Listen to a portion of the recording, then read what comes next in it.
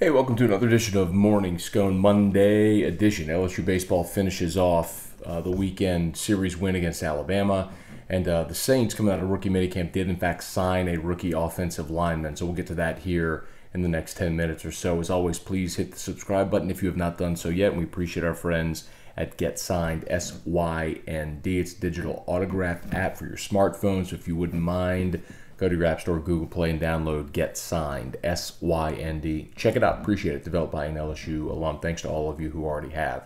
So Paul Mainieri afterwards called it a must-win. And I don't know that I would call it necessarily a must-win, but it was as close to a must-win as possible, and for a lot of reasons. Obviously, Alabama is the worst team in the SEC. With a win, you could clinch a berth into the SEC tournament, at least giving yourself a chance at making a run in Hoover. And obviously, you're trying to creep towards 16, which is the magical number for regionals, because no SEC team that's gotten to 16 conference wins has ever been left out of regionals. So with 2 wins on the weekend, they get you to 14. It gives you at least a shot going to Auburn to get to 16 if you can manage to take that series on the road, but that's going to be no small task, as we'll probably talk about here. It was senior day. So a lot of things I want to talk about. Let me start just with it being senior day, and it was great to see the guys who have been program guys who stick around go and have big days.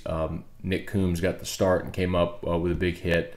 Coombs start. Let me make sure that let's see. Coombs got the start at catcher, and he went. Let's see. Coombs was 1 for 3.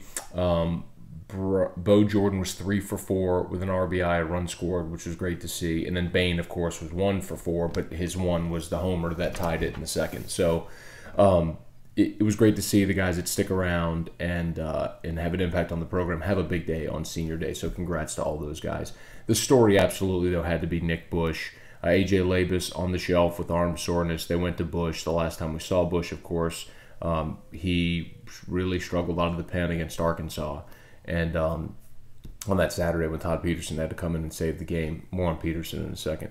But Nick Bush goes 6 innings. He allows, get his full line exactly, 6 innings, 2 runs on 5 hits, just 1 walk and 2 strikeouts. And look, that's what you had to do against this Alabama team. They're not a very good hitting team. You have to make them hit the baseball. You have to make them swing the bats instead of giving them base runners, which is what got Zach Hess in trouble, and then got Mikhail Hilliard in trouble with 5 walks on Saturday.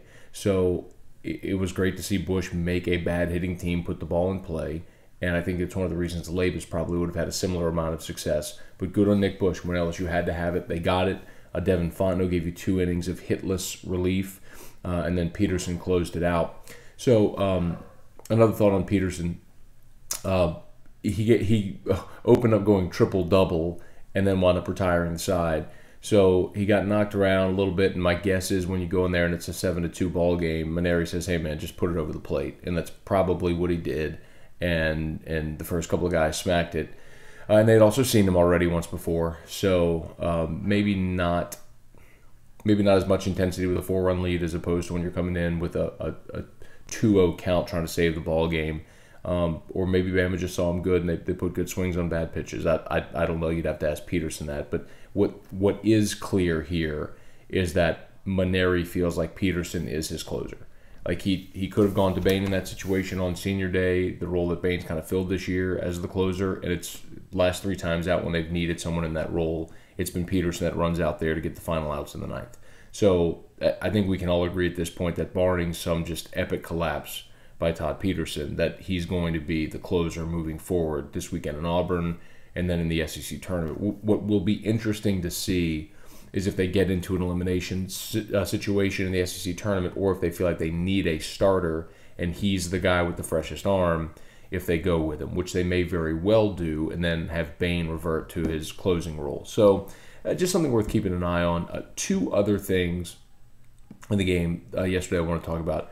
One is Daniel Cabrera. Cabrera did not get the start because they wanted Bryce Jordan to be able to start on senior day. He did. And then Cabrera comes in and probably goes 2 for 2 with 4 RBI, which ultimately was the difference in the game. He had a 2-run homer and a 2-run double. And Cabrera is now batting.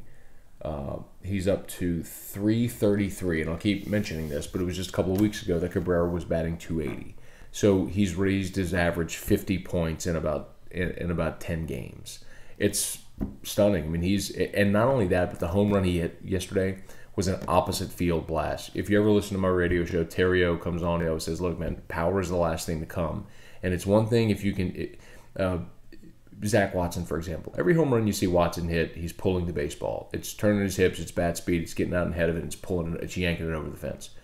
When you can go opposite field blast with ease, like Cabrera has done, like Bain has done as well this year, that's like true, legit superstar power.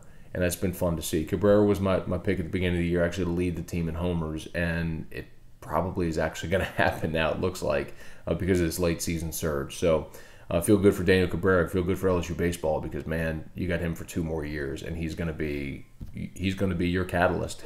He's awesome, and you're starting to see it now. And then the other one was Jake Slaughter, who was 2 for 4 with 2 runs scored and an RBI, and Slaughter's got his average up to 246. So, Slaughter was one of those guys early in the season that was maligned, and when Maneri was tinkering, there were a lot of people that wanted to stick with Chris Reed. And I really kind of dug my heels in on that one because you could see the potential with Slaughter. But in big moments, he was he was scuffling early, and in big moments, he was shrinking. But the pop and the potential is there, and you saw it yesterday, and you've seen it now as he's become a very consistent hitter the past few weeks in the bottom of the lineup. Maybe where there's not as much pressure, where he's going to see more fastballs, and that suits him really well right now. So I feel good for Jake Slaughter getting going as well. LSU, this was an amazing statistic. With that series win, it's the first time LSU's won every home series in baseball since 2003. That's just remarkable that it's been that long, but that this LSU team has had the contrast they had where, hi buddy, where they've won every series at home, but they've struggled so mightily on the road. And the contrast to that as well in the SEC standings is Arkansas, which did LSU no favors this weekend by sweeping Texas A&M. I guess it allowed LSU to leapfrog A&M, put A&M in a hole. But Arkansas swept Texas A&M at home, and they now are at 17-10 in the conference. Arkansas's home record on the season is 30-3. They're 30-3 at home this year, and they're 5-10 on the road.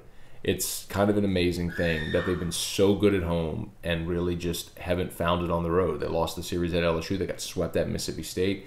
So if you're LSU and you're kind of keeping your fingers crossed for the miracle scenario, which believe me, I'm not picking because LSU's been so bad on the road this year. But Arkansas has to go to Georgia this weekend, and Arkansas has a 3-game lead on LSU.